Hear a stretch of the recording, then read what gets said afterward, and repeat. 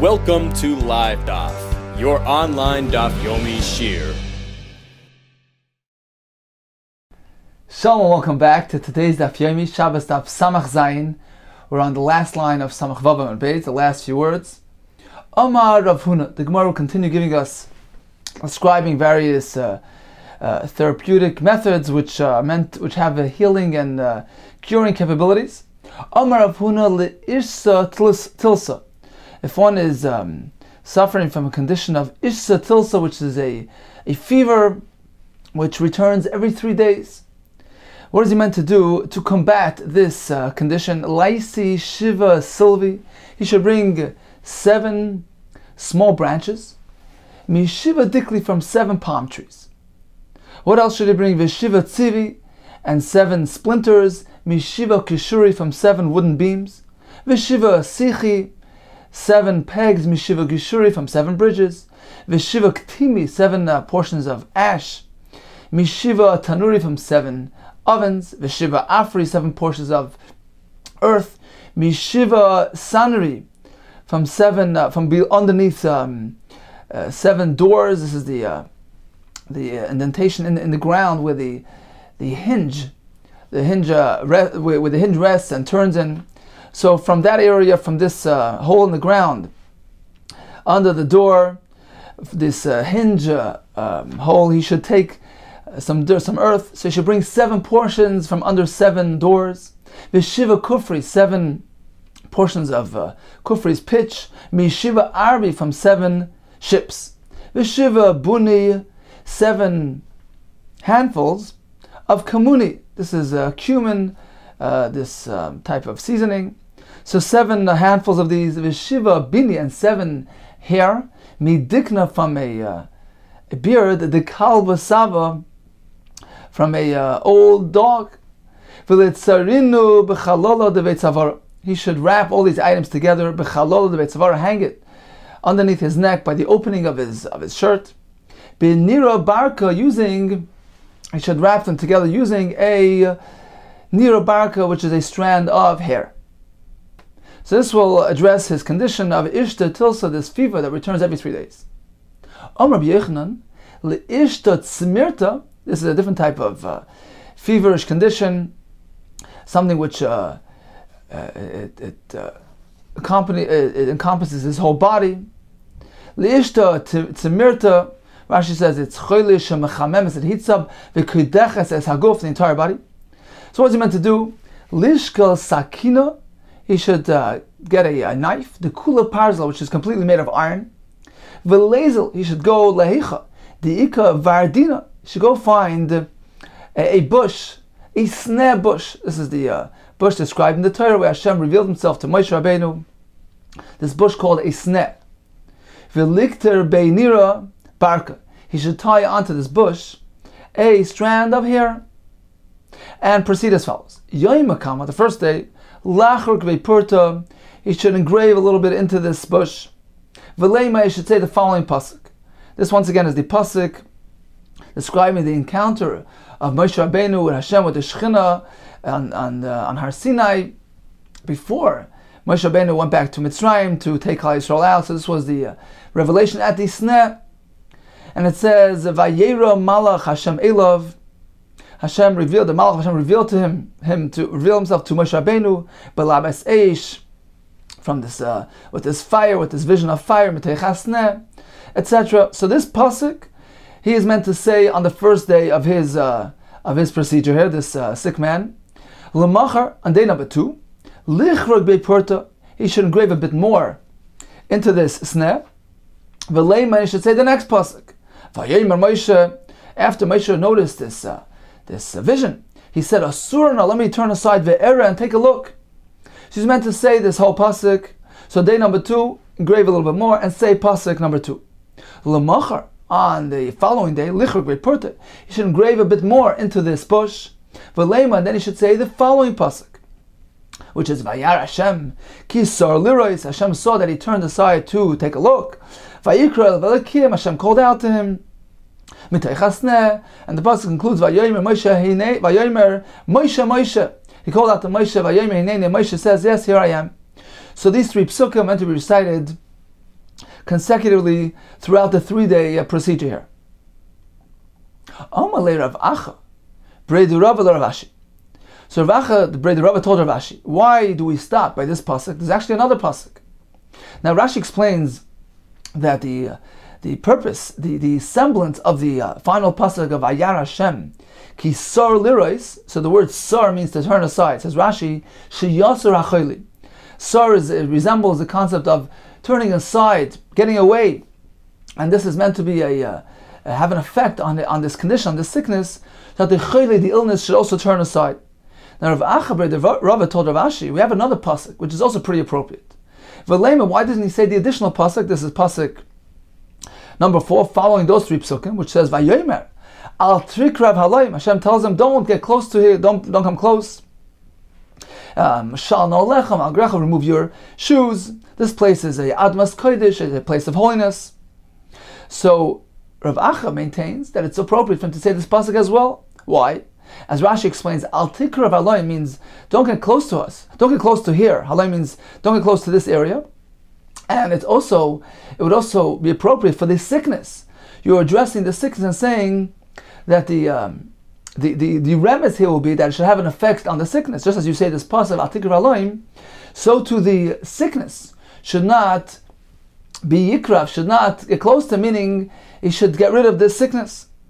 Therefore, Rav Acha Rava maintains that he's meant to say this pasuk as well. And therefore he rearranges the recital of the psukim, Ella rather, L'yoyim Ekam on the first day, Leima, Vayera Malach Hashem Elav, Vayoyim Moshe. So he's meant to say both psukim number 1 and 2. Ulamach on the following day, Leima should say the next pasuk, Vayar Hashem Kisor Lirois, where there's an indication of the sickness, turning aside Sar. On the following day, he should also include the next pasuk. Ulamachar, he should say the 4th pasuk, Vayoymer, Al Tikrav Halayim, and this is a remez once again, so that the sickness should not stay near this person and should leave him. So once again, there are 2 versions here. According to the first version of the Gemara, day number 1 he says one pasuk, day number 2 the next pasuk, day number 3 the next pasuk. According to Rav Acha the Rava, on day number 1 he says psukim number 1, number 2. Day number 2 he says pasuk number 3, and pasuk number 4 on the next day. Continues the Gemara, v'chi pasukle. So when his sickness leaves him, it terminates. Lit to say, you should take this sneh bush and bend it down. V'lifsakei, and he should sever it from the ground.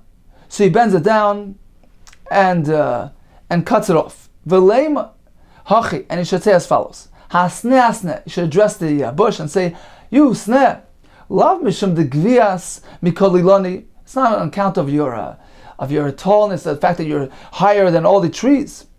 That's not the reason why Ashri HaKadosh Baruch Hu, Shchinte Allah, that Hashem rested His Shechina on you. Ella, rather, Mishum de Maichas. Quite the contrary, because you're humble, because you're lower than all the trees. The Maichas, you're lower Mikolilani than all of the trees. That's the reason. That is the exact siba why Ashri Kutshabich Shchinte Allah, why Hashem rested His Shechina on you, on account of your humility of your anava. So this is his recital, and he concludes by saying, "V'chihechi, d'chamite eshasa," just as the fire saw l'chananya mishal v'azarya. So this was when Nebuchadnezzar threw them into the furnace, and they were miraculously saved by a nace. And he references to that story. He says, just as the fire saw them, kihechi, just like the chamite eshasa, the fire saw, the chamite saw chananya mishal v'azarya ba'arikas and fled, ran away from them. Similarly, in my case, this fire, this fever, should see Pliny by Pliny, the son of this woman, meaning himself, and should flee from before him. So this is the conclusion of this recital, this therapeutic procedure, which is meant to address his fever, his illness, and help him get rid of it. Then Mashayas Akasha. The Gemara tells us elsewhere, one is not meant to be misrapi, using Divrei Torah. One is not meant to recite a pasuk to combat, to address, to heal, to cure an illness. So how does the Gemara tell us that one can recite these psukim in order to provide a cure? First condition. Says the Maharsha, when the Gemara tells us a pasuk is not meant to be used for refu'ah, we're referring to refu'ah's haguf, in order to address a physical ailment. a physical phenomenon, a physical chayli. However, if one recognizes that, yes, these physical symptoms are merely, they're a result, they're rooted in spiritual, in a spiritual ailment, a spiritual shortcoming that he's guilty of. So in this case, he's not directly addressing his physical situation, his gashmistic illness. Rather, he's going to address the source, the root cause of these symptoms, which is his ruchnius shortcomings, his ruchnius, his spiritual deficiencies, his spiritual ailment. And when he says these psukim, he's coming to rebalance, reconfigure his ruchnius situation. And as a result, indeed, when he remedies his spirituality, subsequently these symptoms, the physical symptoms, will also be addressed and taken care of. And that's why the Gemara ends with the reference to the humility, the anava of the sneh, because when a person is humble before Hashem, he's doing tshuva from his arrogance and his gaiva, and he humbles himself and he's an anaf. He addresses his spiritual ailment. Yes, indeed, subsequently his physical situation will improve. So once again, the refu'ah here is primarily directed at the ruchnius aspect of the person, therefore it's allowed. Continues the Gemara, Lissimta. What about a condition called simta? Rashi says this is a shchin, some sort of boil. So how does he address this illness? Leima hachi. He's meant to say as follows. And Rashi explains this is merely a recital. This is a chant with very, very minimal, we don't really have much understanding in these words. So this is what he's meant to say. Baz, baze, mas, masya, kas, kase. Rashi says actually these words are names of malachim. So bazbaze is because they come and they tear up these boils, and masmasye is they're coming to heal it, and kaskase coming to grind it up. So he's referencing the malachim which have these tasks which will come heal his sickness.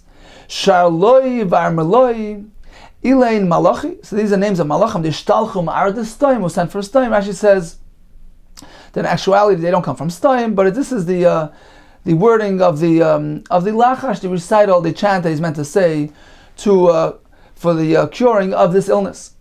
Continues the Gemara, Ula Asa, in order to cure Shechina Ki'ivin, some sort of painful boils. He's meant to say as follows. Once again, this is a lachash, a chant.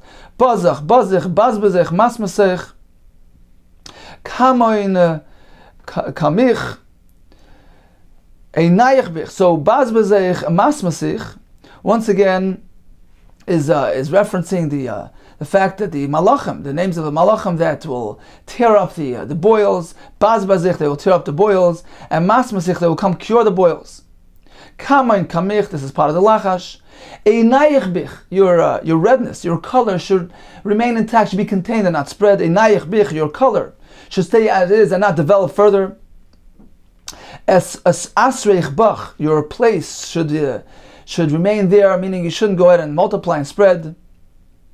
Zarech, your seed, kikolet, should be like a sterile man who doesn't have the ability to reproduce, like his seed which is kolet, locked in his stomach.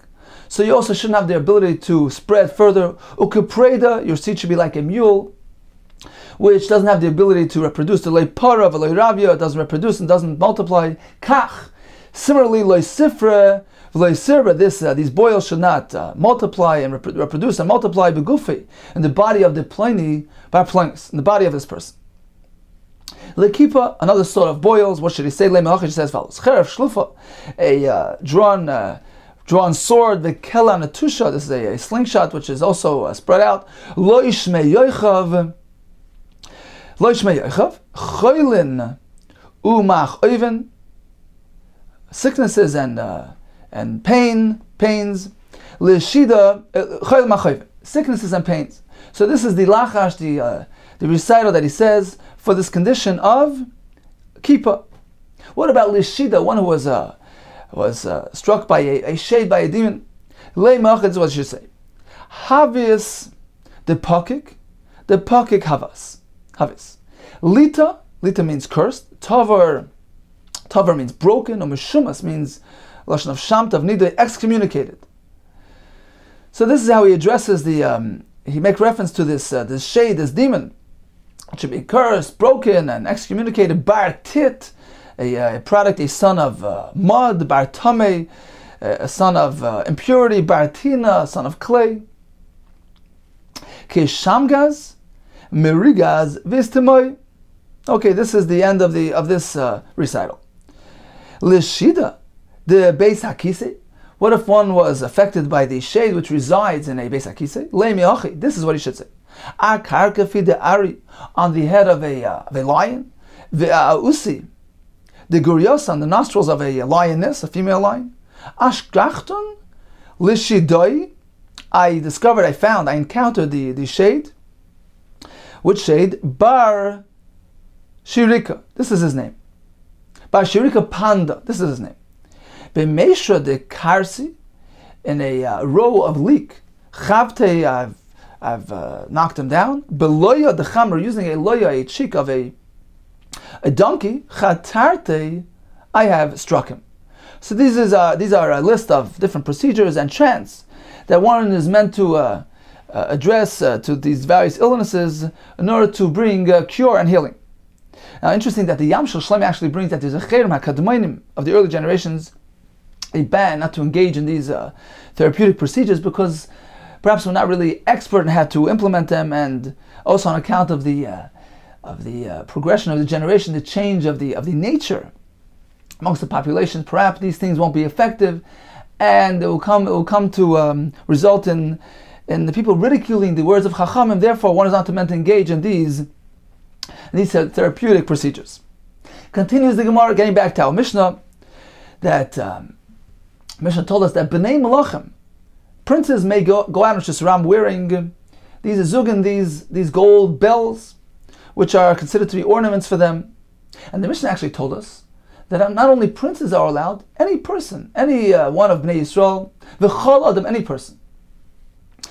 So the Gemara goes as follows. We know that there's a discussion later on in the Masechta whether any person can choose to use rose oil, to anoint himself with rose oil, shem nevered, which is something meant for noblemen, something meant for princes. So an ordinary person, a commoner, is not accustomed to smearing himself with this rose oil. So perhaps it looks like he's engaging in a remedy, in a refu'ah on Shabbos. The Chachamim did not allow him to do that. So only the Bnei Malachim, princes, may do that, but not an ordinary person, since it appears as though he's involved in a health procedure. He is considered to be it looks like a master refu'ah. According to Reb Shimon, we allow anybody to do so. Why? Reb Shimon says, Kol Yisrael, Bnei Malachim, all of Klal Yisrael are regarded as Bnei Malachim, as princes. And therefore, any Jew who chooses to smear this shemen vera, this rose oil on Shabbos, is allowed because he's considered to be a prince. He's allowed to engage in the practices and the customs of Bnei Malachim. Now, our Mishnah as well, which allows any person to wear these bells, these golden bells, which is really more appropriate and suitable for the princes rather than the commoner, appears to be following the Shita of Shimon. Because otherwise, perhaps there's a concern that since it's not really befitting this person, it's not really suitable for an ordinary man, then perhaps he'll remove it on Shabbos when he walks in the street and he elicits some derisive comments from passerby. What are you doing wearing this royal ornament? Perhaps he'll be tempted to remove it on account of his shame. Or alternatively, since it's something so unique and a novelty, it's unusual for an ordinary person to wear this, perhaps he'll remove it to display it to his friend. So there's a concern of it being transported in Shusarabim. The Mishnah which allows any person to wear these bells, apparently we found the sheet of Reb Shimon, who allows these royal customs to be applied to any sort of person, any one of Yisrael, because we are considered to be Bnei Malachim. We are the sons of Hashem, we are princes. Let's take a look inside. Mantana, who is the Shita reflected in our Mishnah, which allows any person to wear these bells? Amar v'yesher Reb Shimoni. It's Reb Shimon the Amar Kol Yisrael B'nei Malachim. Rava Amar, no. Actually, our Mishnah is following even the other Shita, which does not regard Yisrael as B'nei Malachim with regard to that rose oil. It is only allowed for actual princes, but not for ordinary people. So why in our case, in our mission, is it different? It says Rava ba'ore b'ksusa. We're speaking about that his belly is woven onto his garment.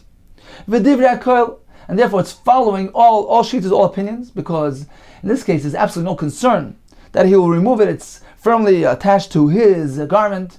There's no chashash of removal of it being transported in Shus Rabbim. Continues the Mishnah. Yoitzin bebeis hachargal. One may go out in Shus Rabbim wearing this egg, this locust egg. The Gemara will soon explain what this is used for. Ubeshein shul, or with a tooth of a fox. Ubemasmer min atzolov, a nail taken from the gallows. Mishum refu'ah, on account of refu'ah. These things have healing capabilities, and therefore it can be worn on Shabbos, regarded as a tachshit. It's not considered to be a masoi. Not only on Shabbos, even during the weekdays. The woman not engaged in these customs, in these form of refu'ah. Why? These are considered to be the customs of the Amorites, the nations that lived in Amori was one of the nations living in Eretz Yisrael at the time. So the pasuk tells us one is not meant to follow the customs of the non-Jews, the Amorim or the Canaanim, and this is regarded as a custom, as a minig of the Amorim, and therefore one is not meant to engage in these forms of refu'ah. Continues the Gemara, Yoitzim bebeis hachargal. One may wear this egg. What's the point and purpose here? The avdi l'shichla. They hang it on a person who's suffering from an earache. Ubeshein shel shul. Why was one wear this tooth of a fox? The avdi l'shinsa, in order to address one's erratic sleeping patterns. So there's two formats here. The chaya, they take a tooth of a living fox, hang it on a person who's suffering from over drowsiness. Laman denayim. It's meant to wake him up a bit. The misa, they take or alternatively, they take a tooth from a dead fox and they hang it on a person that is suffering from insomnia. Laman denayim. So this tooth of this dead fox is meant to soothe him, calm him down, help him get back on track. Ubemasmer min asolov. They take this nail from a gallows. Why would they hang this on the person? What is it coming to address? The avdi lezirfa. It's coming to cure bloating, swelling that a person may have. Rashi says it's a nefach maka. A person gets swollen on account of being struck. So this is a refu'ah which is allowed according to Rameir. Mishum refu'ah divrei Rameir. Why? Because Rameir maintains that this is something which is therapeutic, which heals, which cures, and there's no concern of darki ha'emori. Abaye and Rava both presented a quantification, a categorization of what is considered to be darki ha'emori and what is not. Kol davar sheyesh ve'mishum refu'ah, any activity, any ma'isa, which is regarded as refu'ah. For instance, Rashi says something which is visibly a ma'aser refu'ah, for instance, taking medicine, putting a tachboishes on a makkah, a bandage on a wound. These are visibly ma'aser refu'ah, remedial acts. Ein by mishum darkei meir. There's no concern here of darkei meir. And this indeed is the reason, is the basis for a mayor allowing one to wear these items, which are considered to be yesh by mishum refu'ah. Ha'ein by mishum refu'ah. But when something is not visibly a ma'aser refu'ah, therapeutic activity, yesh by mishum darkei meir. Indeed, over there, it involves an isser. It can involve an isser of darkei meir. For instance, Rashi says chanting a lachash, a chant, a recital, where it's not nikar, it's not evident and visible that there's some sort of correlation, connection between this chant and the desired results. So in that case, there is a concern of darkei meir. Now the Rishonim ask that Rashi tells us that a lachash, a chant, is asur because of darkei meir. We just finished the whole Gemara, which gave us various situations, scenarios where a person will address various illnesses by using chants and recitals. So the Rishonim say that these Gemaras are speaking about recitals and chants which are known to be effective to address and cure these illnesses. In which case we regard them as an act of refu'ah. It's a ma'aser refu'ah, and it's not asur b'shem darkei meir. You're not simply following customs of the goyim. You're engaged in a ma'aser refu'ah. It's not categorized. It's not qualified and regarded as a Maaseh Darkei Moiri. You're doing a remedial procedure. However, in situations where the recitals are not known to prove beneficial, in those cases we regard them as Darkei Moiri and they're Asr. One is not meant to follow the customs of the non-Jews. Some of them are meaningless, some of them are superstitious, connected with magic, perhaps connected with Avodah Zarah. So that's how we draw that distinction, according to these Rishonim, between these chants mentioned now Gemara, which are known to provide cure, as opposed to other sorts of lachashim and chants, which are regarded as Darkei Moiri.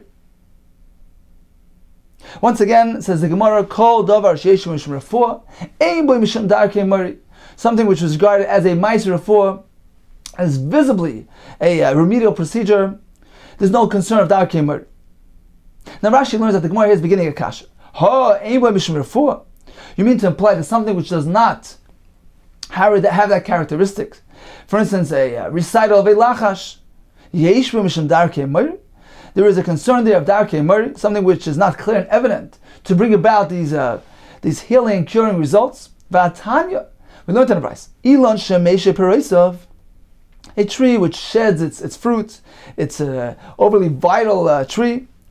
Soikre b'sikra, he paints it using red paint, v'toyne be'avonim, and loads it up with stones.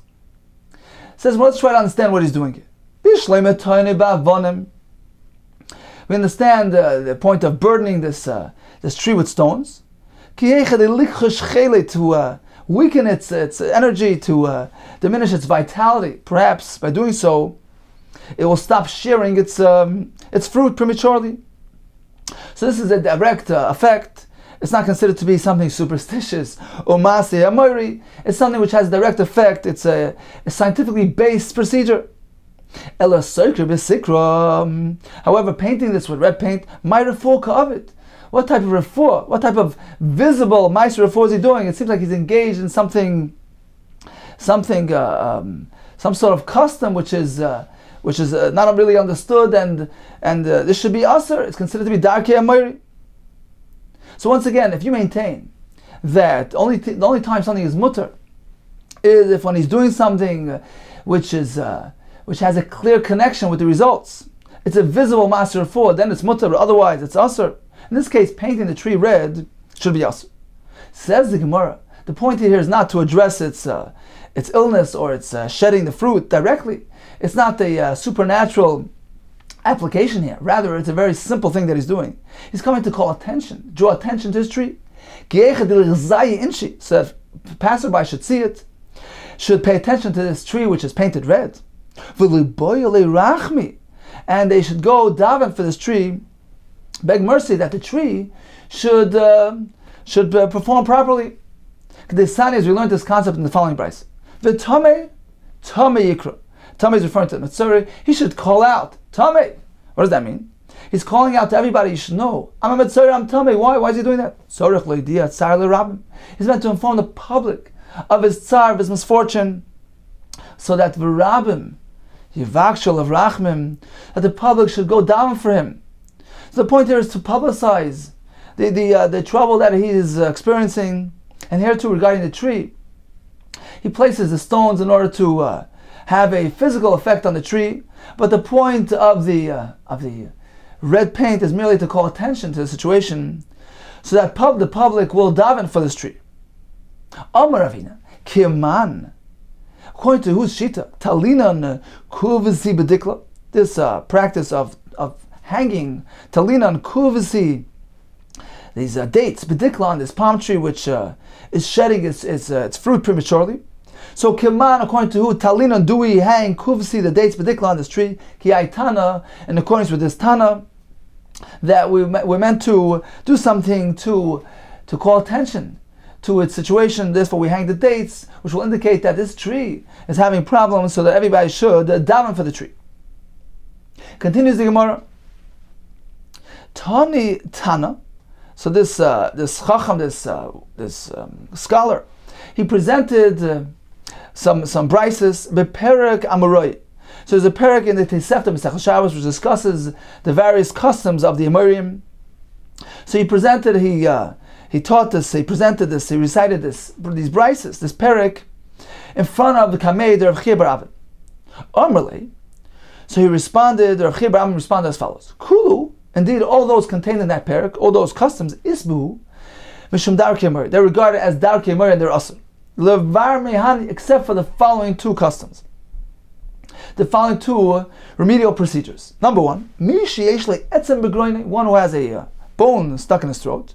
Maybe he should bring a bone from that same type of bone, and place it on his skull. And he should recite as follows: one by one, it should one should go down. Bala and get swallowed. Bala nachas chad chad. Rashi says this is a lachash, a chant. So this is not a problem. Apparently, this Rav Chia bar Avin knew that this wasn't something which was customary for the Morim to do. What is another example of something which is mutter? La'adra, le'idra, to a fish bone that also got stuck in his throat. Le'mach, he should say as follows: and then atzta, you've got stuck, you've got lodged, kemachat, like a needle. And then alta, you've become locked in there. Kitris, like a shutter which is closed. Shaya, go down. So these recitals are mutter, they're not regarded as darkei mori. Continues the Gemara. The Gemara will give us some various examples of different customs of the Amorim, which are asur. These things, some of them are meaningless, perhaps they're considered to be not nichush, superstition, magic, or relating to Avodah Zarah. We're not meant to adopt any of these chants or practices. Says the Gemara, for instance, so Omer, God Gedi. So God means it should strengthen. Gedi, my mazel. Rashi says smazel mazli. My mazel, my good fortune should increase. V'sonoik loy. And don't be oyev. Don't be complacent and tired. V'sonik loy ashchi ubushchi. Ashchi means by day. Day ubushchi means night. So this is a chant. My good luck, good fortune should strengthen, and he shouldn't be weak and tired by day and at night. Yesh boy b'shem darkei mori. This is regarded as a custom of a mori. Rabbi Omer. Actually, it's much worse than that.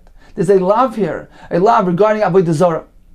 Why? Because the word God is referencing an idol. God, Eine El Lashon Avodah Zarah. So not only is it regarded as darkei mori, but mentioning this, repeating this chant involves also uttering the name of Avodah Zarah, which is also a lav.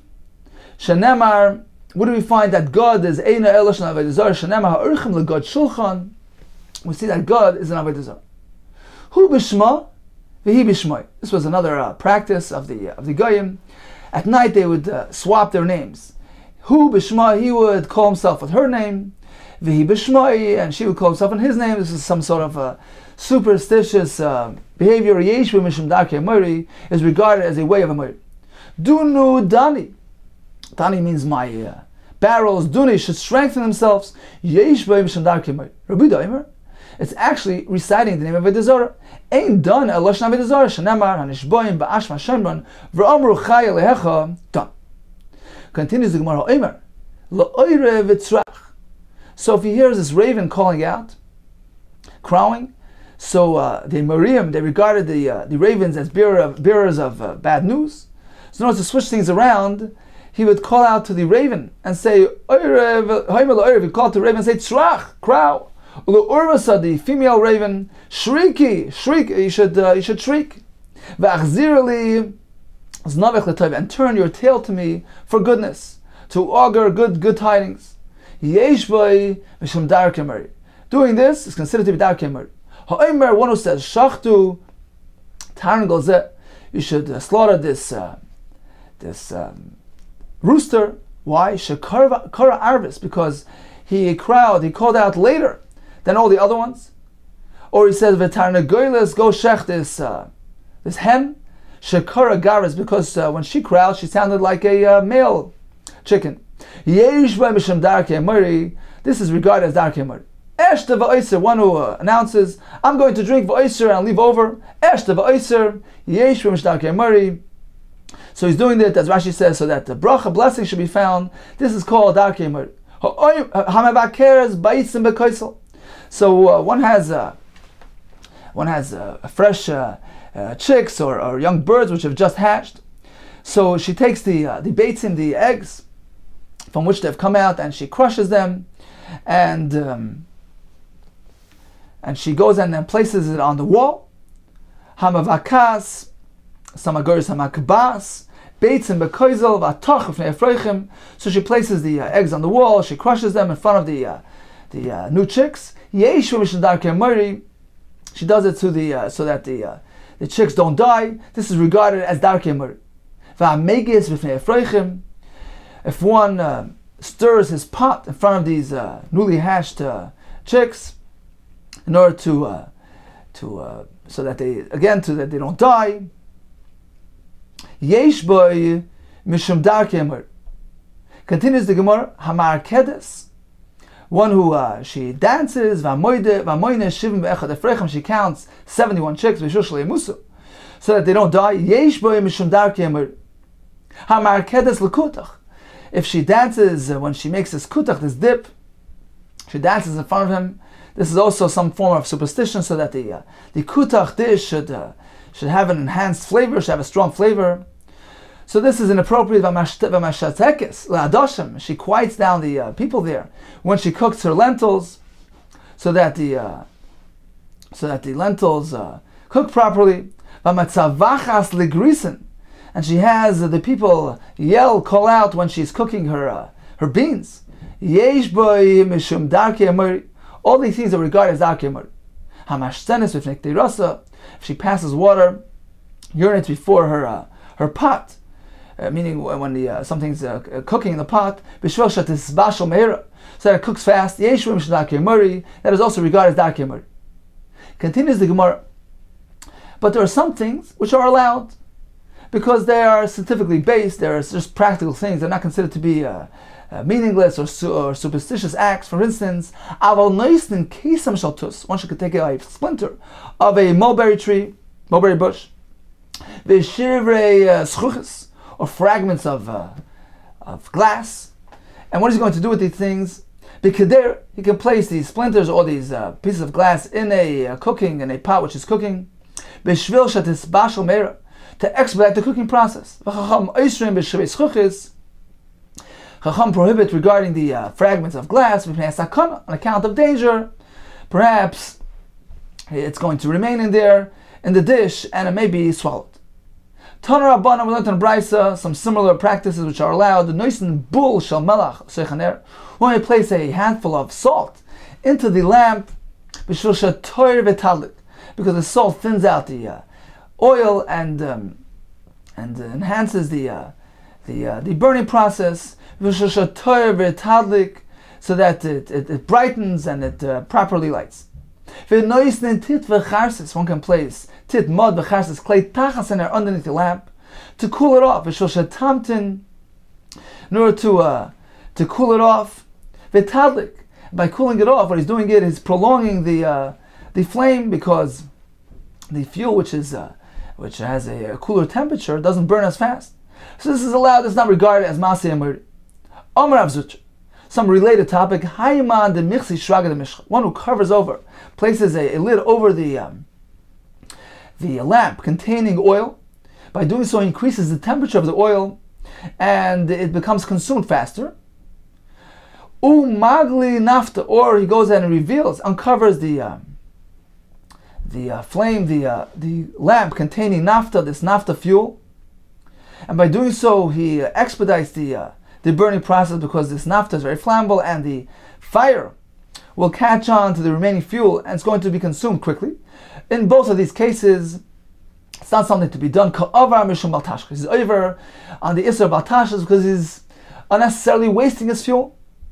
Concludes the Gemara, another chant, which is actually mutter, is considered to be a bracha, and is not regarded as Maseh Amori. Chamra v'chaye lefum rabbanim.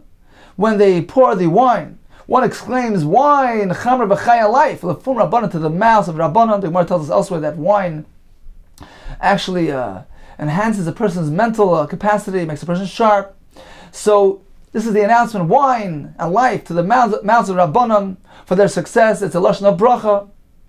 One who says this, ein bo mishum darkei morid, there's no concern, because Rashi says it's a bracha.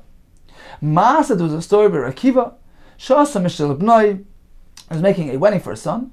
On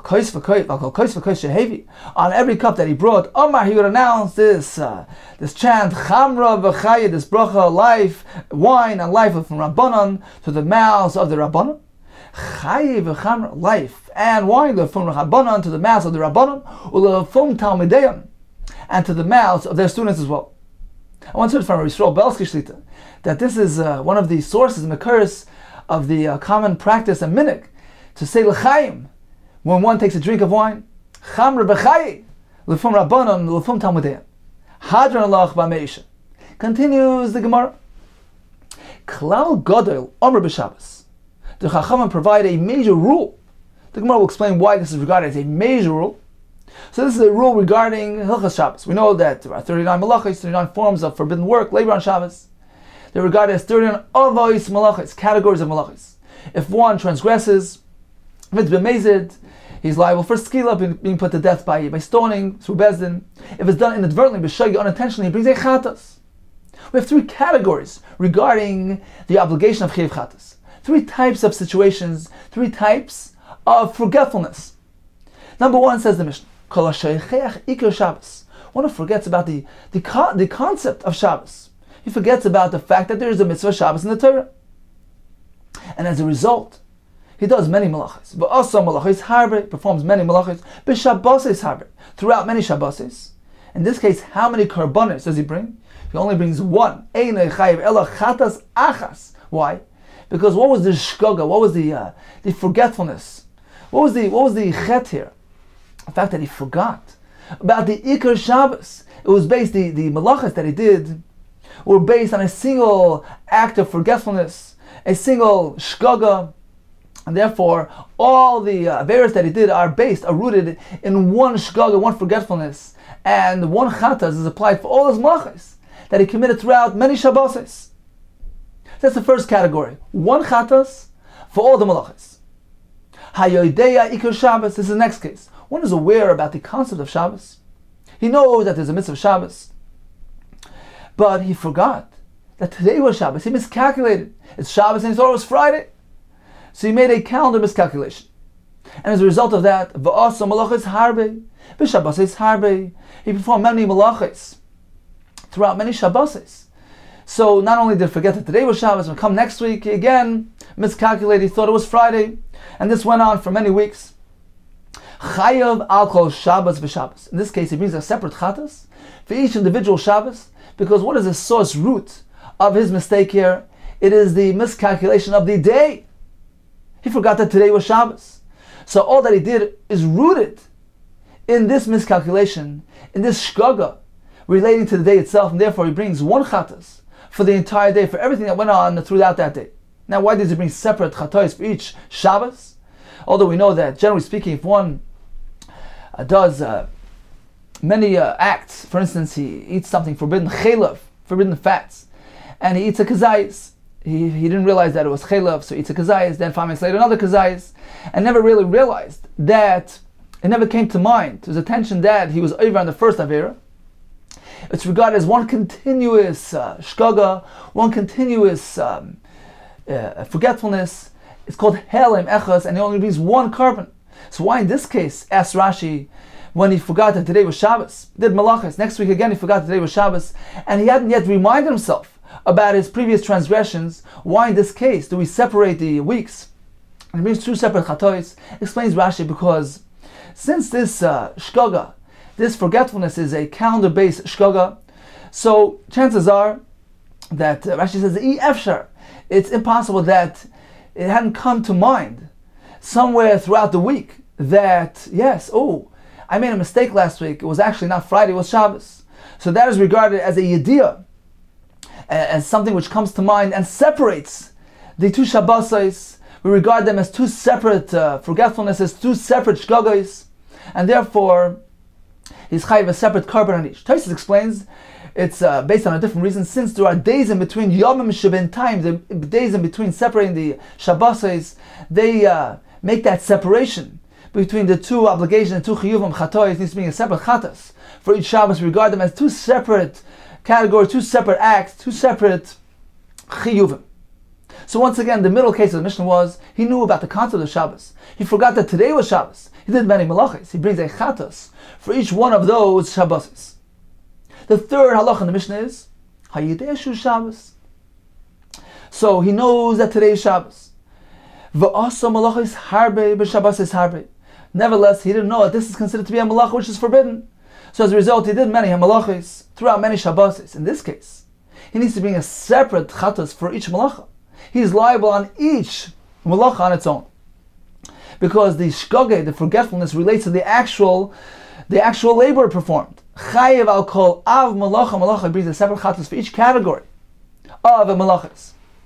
So, for instance, if he did chayrish and kaitzer throughout many weeks, he never knew. He forgot that chayrish is a malacha. He forgot that kaitzer is a malacha. He brings one chatas for all the charishas, for all the plowing, and one chatas for all the ktiras, for all the cutting, reaping. Concludes the Mishnah. Ha'isa malacha is harbe me'ei malacha achas. If one performs many labors which are really related to one, they resemble one malacha. For instance, he does a couple of derivatives, a couple of telades, which are really included in the source malacha and the av malacha. So he's doing many malachas which are really part of the same category, part of the same av malacha.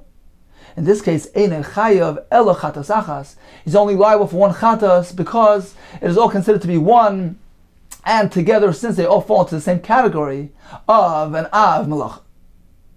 Okay, time for a brief chazara of today's daf. We began with several examples of remedies, refu'ahs, and in one of them, the Gemara gave us psukim that one is meant to read to bring that refu'ah. We proceeded with the halacha of these bells, these gold ornamental bells worn by the Bnei Melachim, by the princes. The Mishnah told us anybody can choose to wear them on Shabbos. We have two approaches. One is that our Mishnah is based on the Shita of Rav Shimon, who regards all of Yisrael as Bnei Melachim, as princes, and therefore it's considered to be appropriate and suitable for anybody. There's no concern that he'll be embarrassed on the inappropriateness of these bells. He is a noble man just like the Bnei Melachim, and therefore it is okay. We have another approach that the Mishnah is actually following the Shita that disagrees with Rav Shimon, and that holds that no, something which is meant for the Bnei Melachim is not meant to be applied to everybody. However, in this case, we allow anybody to walk out wearing these bells, since these zugin are woven and firmly affixed to his garment. There's no concern of removal. We proceeded with the concept of darki emori, which is asr. One may not follow the customs of the emorim, those non-Jews. One may not engage in these useless activities and customs, perhaps superstitious, perhaps magical, relating to the Avodah Zarah. However, according to Rav Meir, and subsequently Abaye and Rava, who explained Rav Meir's Shita, this only applies to something which is not visibly an act of refuah, but something that yesh ba mishum refuah, something which is a visible act of remedy, of refuah, of healing, of curing, is mutter. And as the Rishonim speak out, whether it's natural, whether it's supernatural, something which is a skula but is known to work, something which is known to be effective. In that case, we don't regard it as a darki emori, it's something which is a refuah, and therefore it's mutter. The Gemara gave us various examples of darki emori which were asr. We concluded with some examples which are mutter, for instance, thinning out the oil, or as the Gemara concluded, announcing, when one is served wine, announcing Chamra v'chai l'fum Rabbanon, it should be wine and life to the mouth of the Rabbanon, and l'fum Talmudeon, to their Talmidim. We began with the Mishnah, Klal Gadol Omer b'Shabbos, three categories regarding the Chi of Chatas. Number one, if one should forget about the entire concept of Shabbos, that there's such a din of Shabbos in the Torah, then regardless of how many malachas he performs, he merely brings one Chatas to address his one forgetfulness. We have the second category in the Mishnah, where one is aware about the concept of Shabbos, but rather he miscalculated on the day. In that case, he needs to bring a separate chatas for each day that he miscalculated, for each Shabbos, regardless of how many malachos he performed within that Shabbos period. And finally, we learned that if one knows about Shabbos, he actually knows today is Shabbos, but he forgot that these malachos, these specific labors are asur. In that case, he brings a separate chatas for each category, for each malacha, regardless of how many times he repeated it, regardless of how many Shabbos he performed those malachos. He brings a chatas for each specific malacha. And finally, the Mishnah concludes that one who does malachos harbe me'ei malacha achas, he performs various labors which are included in the same category, the same av malacha. He only brings one chatas for all of them together.